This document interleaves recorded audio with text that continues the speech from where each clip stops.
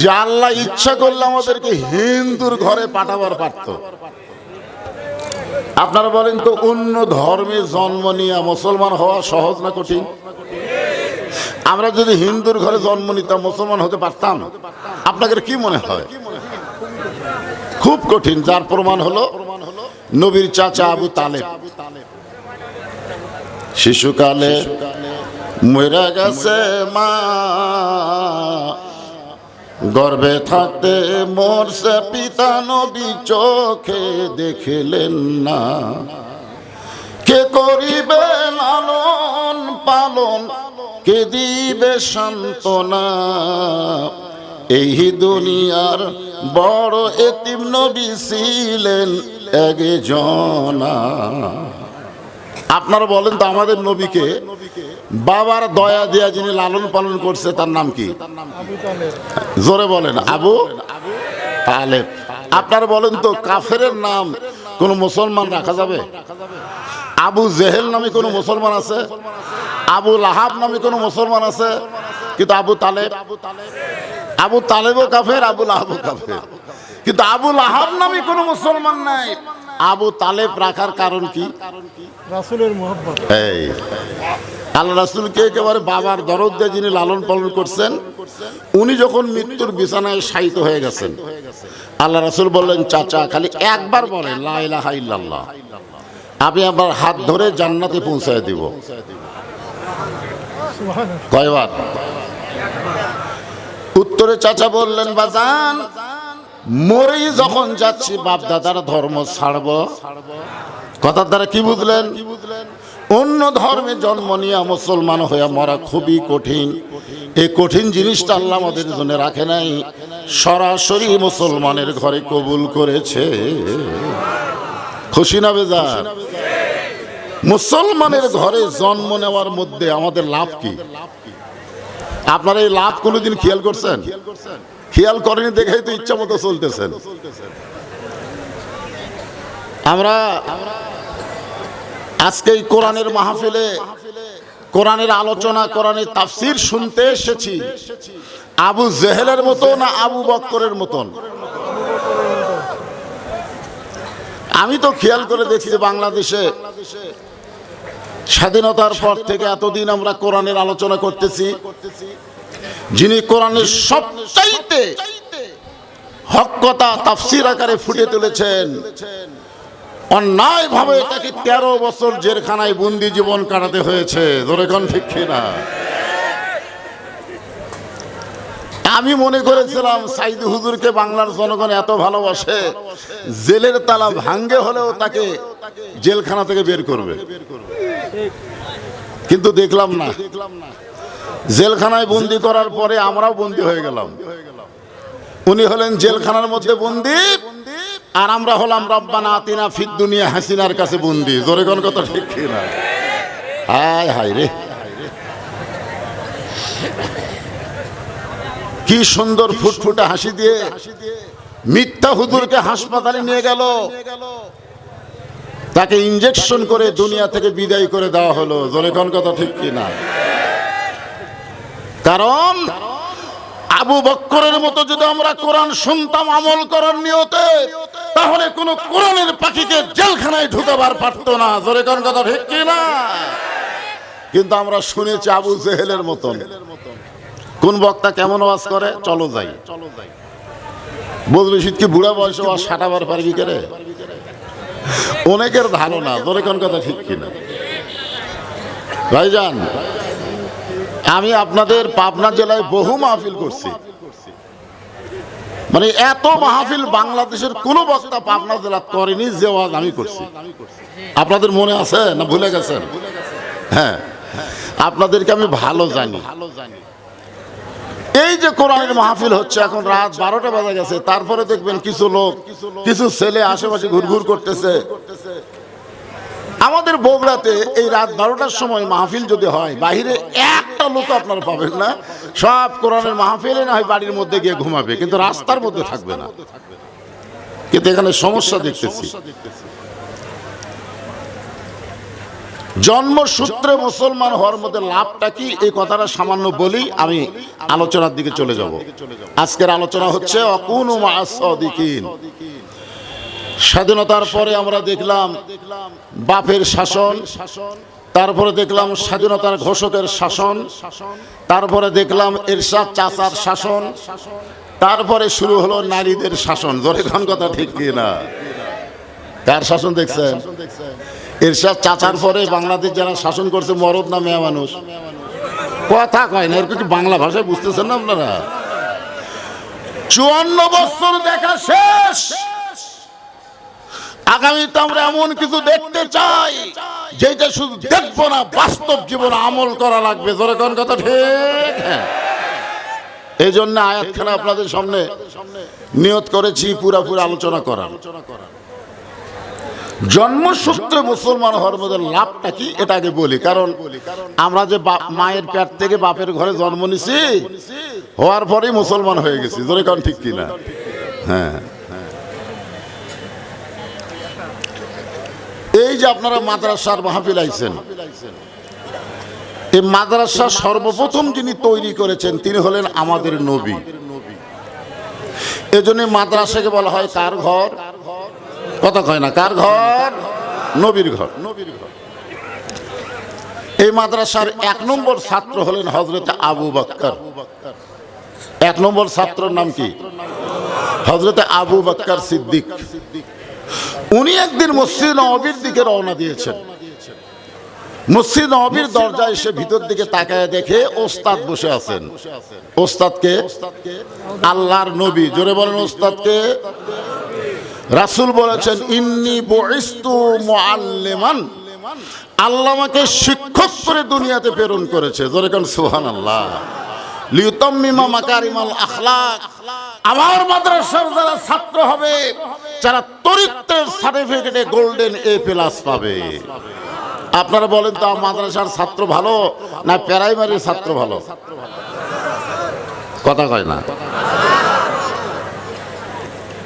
মাদ্রাসার ছাত্র ভালো ভালো।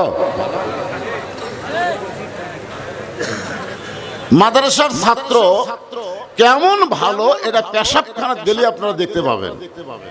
আর প্রাইমারির ছাত্র কেমন খারাপ এদের পেশাব দেখলেই আপনি অনুমান করবেন। হ্যাঁ, লা ইয়ামুসুহু ইল্লাল মুতাহহারুন, তুমি ততক্ষণ পর্যন্ত স্পর্শ করতে পারবা না যতক্ষণ তুমি পবিত্র না হবা। আল্লাহর কোরআন ধরতে গেলে যদি পবিত্র হতে হয়, মাদ্রাসার ছাত্রদেরকে কোরআন শিক্ষা দেওয়ার আগে পবিত্রতার শিক্ষা দেওয়া হয়। জোরে কোন কথা ঠিক? হ্যাঁ, লিউতাম্মিমা মাকারিমাল আখলাক আল্লাহ রাসূল বলেছেন। হযরত আবু বকর নজর করে দেখেন মসজিদ নববীর মধ্যে আল্লাহর নবী বসে আছেন। শুধু নবী বসে নাই, নবীর 2 উরাতের উপরে 2টা নাতি বসে খেলা করতেছে। একটা নাতির নাম হাসান, একটা নাম হলো হোসাইন। ভাগ্য গুণে সাইদুস শাবাবে আহলুল জান্নাহ হাসান হোসাইন রাদিয়াল্লাহু তাআলা আনহুমা জান্নাতি যুবকদের সর্দার হবে 2 জন। একটা হলো হাসান আর একটার নাম কি? কথা কয় না। এই যুবকেরা, এই মেসি নেইমারের ভক্ত হলো, মেসি নেইমার। রাত 3টা পর্যন্ত আর্জেন্টিনার খেলা দেখে, মেসি কিভাবে গোল করে সেইটাও পর্যন্ত বলবার করে। আর ফজর আজান দিলে ঘুমায়া যায়। এরা কোনোদিন হোসাইনের সঙ্গে জান্নাতে যাওয়ার পারবে না। জোরে কোন কথা ঠিক কি না? হ্যাঁ, সাইদুস শাবাবে আহলুল জান্নাহ হাসান হোসেন রাদিয়াল্লাহু তাআলা আনহুমা। হযরত আবু বকর রাদিয়াল্লাহু লক্ষ্য করে দেখেন এক নাতি নবীর দাড়ি ধরে টান মারতেছে, আর এক নাতি নবীর মাথার টুপি খুলে ফেলে দেয়। এক নাতি নবীর দাড়ি ধরে এরকম মারে টান, আর এক নাতি মাথার টুপি খুলে ফেলে দেয়। নবী বিরক্ত না হয়ে 2টা নাতির কপালে চুমা খায়। জোরে খান সুবহানাল্লাহ। আপনারা বলেন তো আমাদের নাতি আমাদের দাড়ি ধরে যদি টান মারে, মাথার টুপি যদি খুলে ফেলে দেয়, আমরা কি রাগ করব না? জোরে খান করবো কি করবো না? নবী রাগ না করে বরং 2 জনকে বুকের মধ্যে নিয়ে চুমা খায়। সঙ্গে সঙ্গে আবু বকর বলে, আল্লাহ, আমার নবী শুধু বিশ্ব নবী নয়, আমার নবী হলেন পৃথিবীর 1 নম্বর নানা। কয় নম্বর? আরো জোরে কন। আচ্ছা, নানা হিসাবে আমার নবী 1 নম্বর হয়, নেতা হিসাবে কয় নম্বর? কেমনে বুঝলেন?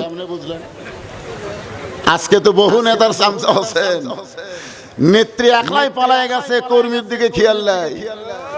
বাংলাদেশের 300 জন এমপি একটাও খুঁজে পাওয়া যাচ্ছে না।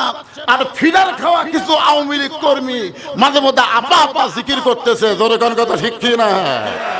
আপনারা বলেন তো, গোটা বাংলাদেশের কোন এমপি খুঁজে পাওয়া যাচ্ছে? কথা কয় না। বড় নেতা একটাও নাই, আর তোরা ফিডার খাওয়া চামচা। তোরা নাকি মাঝে মধ্যে বলিস আবার আসিবে ফিরে। এই বাংলার মানুষ সাধারণ মানুষ নয়। এর একবার যে জালেমকে ক্ষমতার থেকে নামায় দেয়, আর যে পালায় গেছে সে আর কোনোদিন বাংলার ক্ষমতায় বসতে পারবে না। ধরে কোন কথা ঠিক কি না? 900 বছর আগে একজন পালাইছিল ক্ষমতা থেকে, তার নাম হলো লক্ষণ সেন। ধরে কোন তার নাম কি? আর একটা পালালো হাসিনা। পালানোর ইতিহাস খুবই কম। এর আগে 90 সালে স্বৈরাচারের বিরুদ্ধে আন্দোলন হয়েছে, কিন্তু এরশাদ ক্ষমতাচ্যুত হওয়ার পরে পালায়নি। ধরে কোন কথা ঠিক কিনা? আর এই বেটি পালায় গেছে। ভারতে গিয়া মাঝে মধ্যে বলতেছে আগেই ভালো ছিল, ইউনূস সরকার এসে সব নষ্ট করে দিল। আপনারা বলেন তো, আগে ভালো ছিল? এই হাসিনার যে স্বামী, তার নাম হলো ওয়াজেদ। কি নাম? ডক্টর ওয়াজেদ মিয়া। উনি একবার চাকরির জন্য জাফরুল ইসলামের কাছে গেছিল। গণস্বাস্থ্য বিভাগের জাফরুল ইসলামের কাছে গিয়ে বলতেছে, জাফরুল ভাই আমাকে একটা চাকরি দেন তো। জাফরুল সেই হাসি, তোমার বউ হলো বাংলাদেশের প্রধানমন্ত্রী আর তুমি চাকরি খোঁজো কেন? ওয়াজেদ মিয়া বলেছে, আমি বলতে পারবো না আমি যে কি কষ্টে আছি। যেই নারী তার স্বামীকে শান্তি দেয় নাই, এই নারী কোনোদিন বাংলার মানুষকে শান্তি দেবার পারে না। ধরে কোন কথা ঠিক? ঘরে অশান্তি থুয়া বাইরে শান্তি দিবে? জিগাংসা আলেম ওলামাদের ধ্বংস করার জন্য, ইসলামকে ধ্বংস করার জন্য পায় তারা করেছে। ধরে কোন কথা ঠিক কি না? একটু মনোযোগ দিয়ে শোনেন। নেতা হিসাবে আমাদের নবী কেমন নেতা? কেমনে বুঝলেন? নবীর কোন সুন্নত মানেন না, আর নবীর 1 নম্বর কেমনে কন? এক মেয়ে আমারে কয়, হুজুর আমার স্বামী শাকিব খানের মতন সুন্দর। আমি যখন স্বামী নিয়ে বাহিরে যাই, রাস্তার মেয়ে খালি আমার স্বামীর দিকে তাকায় থাকে। আপনি একটা দোয়া দেন তো আমার স্বামীর দিকে আর যেন কেউ না তাকায়। আমি তখন বললাম, মা তোমার স্বামীকে চাচা বানাও। যেই কইছি চাচা বানাও, তখন কই হুজুর স্বামী কোনোদিন চাচা হয়? আমি কি চাচা কবার করছি? আমি বানাবার করছি। আমার কথা মতো স্বামীর হাত পা ধরে দাঁড়িয়ে রাখাইছে। এখন দাড়ি 4 আঙ্গুল লম্বা হয়েছে। বউ স্বামী নিয়ে রাস্তার যায়, একটা মেয়েও স্বামীর দিকে তাকায় না। কেউ যদি তাকায়, আসসালামু আলাইকুম চাচা কেমন আছেন? আপনি বলেন নবীর এই সুন্নতের দাম আছে না নাই? আপনি দাড়ি কামাবেন আর নবীকে নেতা বলবে? এই যুবকেরা, গলা ছাড়া স্লোগান দেওয়া লাগবে। এটা কোনো মেম্বারের স্লোগান হচ্ছে না, বিশ্ব নেতার স্লোগান। আমার নেতা তোমার নেতা, বিশ্ব নবীর চরিত্র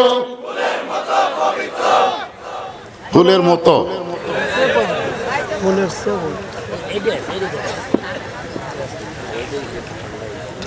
এইবার বলবো বিশ্ব নবীর চরিত্র, আপনারা বলবেন ফুলের চাইতেও পবিত্র। বিশ্ব নবীর চরিত্র এমন সময় হযরত ওমর মসজিদের দরজায় এসে ভিতর দিকে তাকায় বলতেছেন, সি সি সি সি সি সি। আবু বকর বলে, ওমর কি হলো? বলে, ভিতর দিকে আপনি দেখেন নাই? এই 2টা সন্তান চরম বেয়াদব হয়ে গেছে।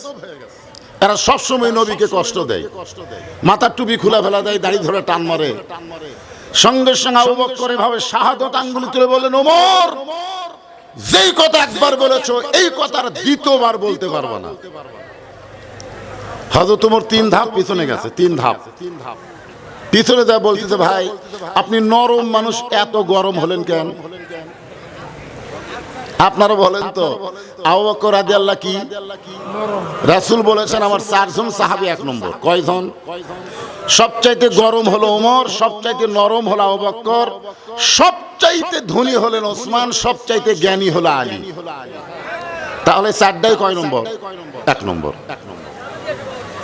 ওমর ফারুক বলতেছে আপনি নরমের 1 নম্বর হয়ে এত গরম হলেন কেন? আবু বকর বলে ওমর সবসময় নরম থাকা যায় না, মাঝে মধ্যে গরমও হওয়া লাগে। নবীর মাদ্রাসার 1 নম্বর ছাত্র কি বলতেছে? সবসময় নরম হওয়া যায় না, মাঝে মধ্যে গরম হওয়া লাগে। ছাত্র জনতা যদি জুলাইয়ের আন্দোলন না করত, আবু সাইদের মতন জীবন দেওয়া শুরু যদি না হতো, এই ফ্যাসিড হাসিনা ক্ষমতা থেকে নামতো না। জোরে কোন কথা ঠিক কিনা? কারণ 5ই আগস্ট ঘটনা ঘটেছে, আর আগস্টের 2 তারিখে হাসিনা বলেছে পালাবো না, পালাবো না, এ দেশ আমার বাপের দেশ, এ দেশ আমার দেশ। জোরে কোন কথা ঠিক কিনা? বলে কি বলে নাই? আর একটা কাওয়া যার মাজা ধরে টেজর তুলে দেওয়া লাগে, মাজা ধরে লিজে 1 লাখ উঠে পারে না, মাইক পাওয়ার পরই বলে খেলা হবে, খেলা হবে। খেলবার গেলে মাজাত বল থাকার দরকার আছে না নাই? জোরে কোন আছে না নাই? হ্যাঁ, একটু মনোযোগ দিয়ে শুনবেন। 1 নম্বর ছাত্র আমাদের মুসলমানের মুরব্বী আবু বকর। জোরে কোন সুবহানাল্লাহ। সমস্ত মুসলমানকে লক্ষ্য করে বলতেছেন সবসময় নরম থাকা যাবে না, মাঝে মধ্যে গরম হওয়া লাগে। 500 টাকা কেজি গোস্ত কিনছে, পরের হাটে গেছে 550, তারপরে হাটে গেছে 600, তারপরে হাটে 650। গোস্তের দাম খালি বাড়তিছে। কসাইকে বলা হলো কে ভাই প্রত্যেক হাটে 50 টাকা করে বাড়তিছে, কারণ কি? বলে হুজুর জনগণ যে কথা কয় না, জনগণ কথা না বললে তো বাড়বেই। 1300 টাকা নিয়ে গেছে, 2 কেজি গোস্তের দাম হলো 1300। কয়শো? 650, 650 কত হয়? 1300।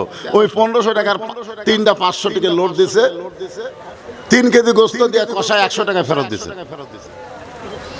তো বলতেছে ভাই না, 2 কেজি গোস্ত নিয়ে কষায় 100 টাকা ফেরত দিছে।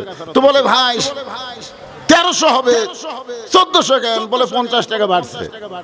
সঙ্গে সঙ্গে এক টানে দাও নিছে, ফট করে দাও নিছে। কষায় যে দাও গোস্ত কাটে, ওই দাও নিছে, যে খাটের উপর গোস্ত কাটে খাটে লাত্তি দিয়ে ফেলে দিয়ে বলতেছে ভাই এখন বল গোস্তের দাম কত? দাওয়ার মাথার উপর ধরে বলতেছে এখন বল দাম কত? তখন বলে আপনি যা দিবেন তাই। তার মানে বোঝা গেল সবসময় নরম থাকলে হবে না। পাবনার জনগণ মাঝে মধ্যে গরম হওয়া লাগবে। জোরে কোন কথা ঠিক কিনা? 400 বছরের পুরাতন বাবরি মসজিদ ভাঙ্গা, ভারত ওই জায়গায় রাম মন্দির বানাচ্ছে। যতই ভারত আমাদের ভয় দেখাক, ভারত আমাদের কিছুই করতে পারবে না।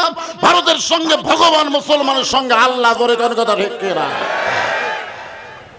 ভগবানের কোনো ক্ষমতা আছে? এর আগে পাবনা আপনাদের বলেছি, ভগবানের ভ বাদ দিলে গবানের কোনো অর্থ ডিকশনারিতে নাই। গবানের গ বাদ দিলে বান মানে বন্যা। আপনারা কি চান বন্যা? কেউ চায়? বা বাদ দিলে নো মানে নাই, ভগবান শেষ।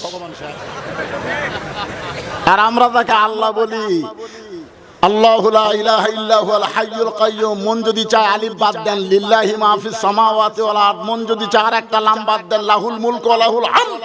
মন যদি চায় আরেকটা লাম বাদ দেন হুয়াল্লাহুল্লাযী লা ইলাহা ইল্লা হু। আমার আল্লাহর কোনো কিছু বাদ দিলে আল্লাহ বাদ পড়ে না। মুসলমানের আল্লাহ সদা বিরাজমান। জোরে কোন কথা ঠিক কিনা? ও ভগবানের দল, বাংলাদেশকে ভয় দেখাস না। পিতিরাজ পালায় গেছে শাহজালালের কাছে। জোরে কোন কথা ঠিক কিনা? গৌর গোবিন্দ পরাজিত হয়েছে শাহজালালের কাছে। এত বড় বড় বকওয়াস করিস না। বাংলার মুসলমান একবার যদি দাবার দেয় ভারত পালানোর জায়গা পাবে না। জোরে কোন কথা ঠিক কিনা?